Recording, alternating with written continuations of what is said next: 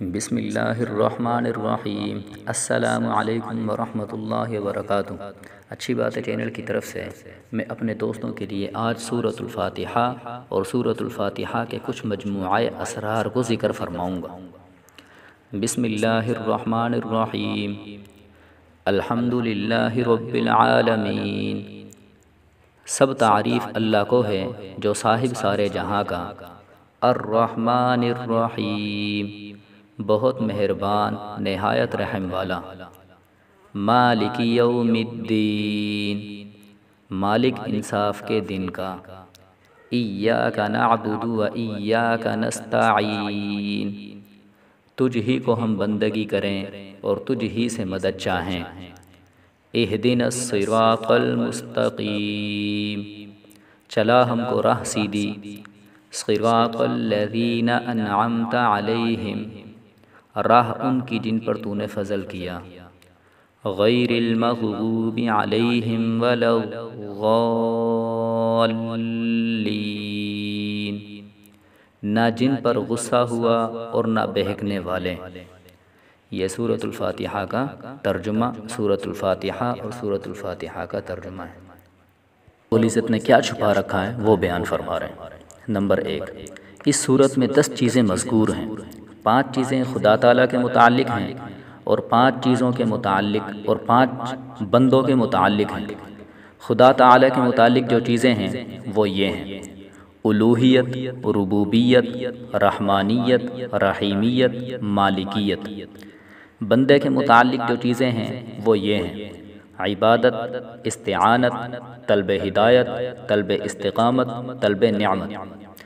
بندے کی یہ 5 صفتیں اسی ترتیب سے خدا تعالیٰ کی 5 صفتوں سے متعلق ہیں، اور معنی کلام یہ ہیں کہ اے خدا تعالیٰ، ہم خاص تیری عبادت اس لیے کرتے ہیں کہ تو ہمارا اللہ یعنی معبود ہے، اور خاص تجھ ہی سے مدد مانگتے ہیں اس لیے کہ تو ہی تمام جہانوں کا مربی اور پرورش کرنے والا ہے، اور تجھ ہی سے ہدایت کی درخواست کرتے ہیں اس لیے کہ تو رحمان ہے، تیری رحمت اور مہربانی عام ہے، اور تجھ ہی سے استقامت کی التجا کرتے ہیں اس لیے کہ تو رحیم ہے، تیری خاص رحمت خاص اہل ایمان اور اہل ہدایت ہی پر مبذول ہے، اور تجھ ہی سے انعام کے امیدوار ہیں اس لیے کہ تو ہی جزا اور سزا کا مالک ہے۔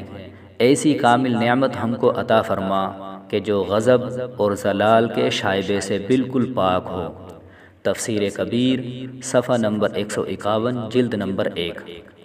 نمبر 2، نیز بندہ جب مقام مناجات میں کھڑا ہوا اور خدا کی صفات کمال بیان کرتا ہوا مالک یوم الدین تک پہنچا تو بے اختیار سیر اللہ کا شوق دامنگیر ہوا۔ ارادہ سفر کا مصمم کیا تو سفر کے لیے عبادت کا توشہ لیا اور استعانت اور امداد خداوندی کی سواری پر سوار ہوا۔ زاد اور راحلہ کے مکمل ہو جانے کے بعد راستہ معلوم کیا۔ جب سیدھا راستہ معلوم ہو گیا تو رفقائے طریق کی فکر ہوئی کہ جن کی رفاقت اور معیت سے راستہ سہولت سے قطع ہو، اور رہزنوں یعنی اہل غضب اور اہل زلال کا کوئی خدشہ اور دغدغہ باقی نہ رہے۔ تفسیر عزیزی، صفحہ نمبر 48۔ نمبر 3، جن علوم کی حضرات انبیاء علیہم السلام نے دعوت دی وہ 3 علم ہیں: علم شریعت، علم طریقت، علم حقیقت۔ اور پھر علم شریعت کی 2 قسمیں ہیں: اول علم عقائد، دوم علم احکام۔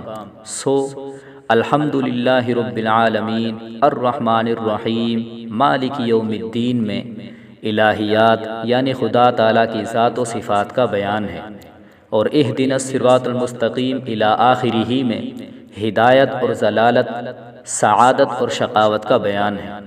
اور چونکہ الذین انعمت علیہم سے انبیاء، صدیقین، شہداء اور صالحین مراد ہیں، اس لیے اس آیت میں مباحث نبوت و امامت کی طرف اشارہ ہے، اور ایاک نعبد میں علم احکام کی طرف اشارہ ہے۔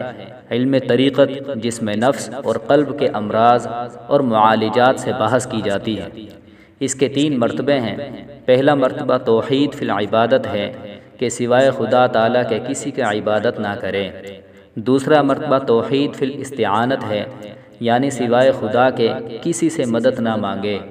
تیسرا مرتبہ استقامت ہے، یہ سلوک کا اعلیٰ مرتبہ ہے کہ طریق عبودیت اور زیادہ اخلاص و محبت پر قدم ایسا ٹھیک جم جائے کہ ذرا برابر ادھر ادھر بھٹکنے نہ پائے، ہٹنے نہ پائے، ذرا برابر ادھر ادھر ہٹنے نہ پائے۔